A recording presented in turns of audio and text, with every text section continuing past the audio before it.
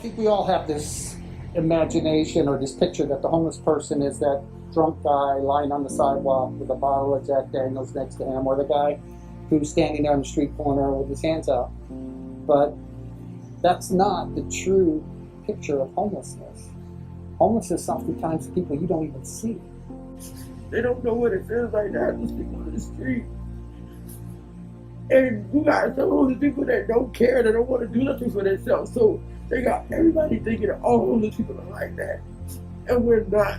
You got people like me that want to try and want to work, want to do something for themselves. But you got people that have messed it up for everybody else, and they don't want to help nobody because they see other homeless people messing it up.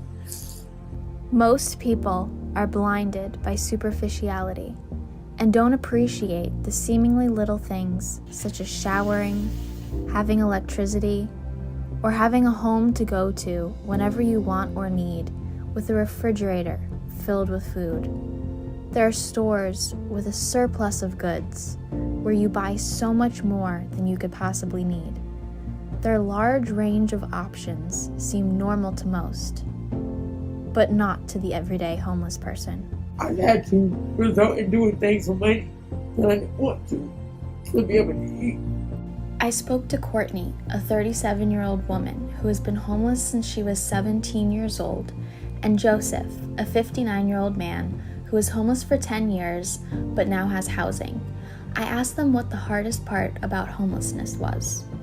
Sleeping out here, wanting to be able to be in a comfortable bed, be able to take a real shower instead of having to wash in a water fountain, or have to wash your clothes out in a water fountain, and have to put them on wet because you don't have no way to dry your clothes.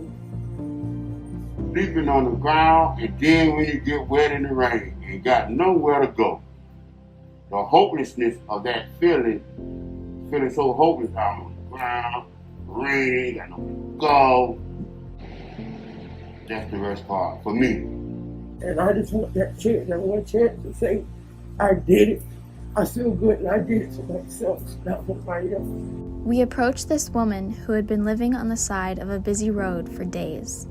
She was petrified of us, even as we gave her food and water. This goes to show just how traumatic life is as a homeless person.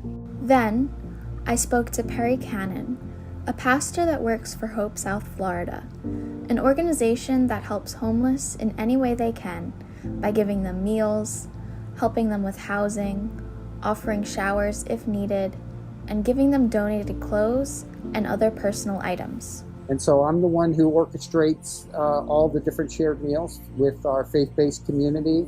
And we do that, every day of the week, up to 10 meals a week. And then I also oversee our mobile showers, which we provide, now 7 days a week. And we're doing almost 1,300 mobile showers each month. So quite a need right now, especially with COVID. I think people got to change their perception first on what homelessness is and what causes it. You know what I'm saying?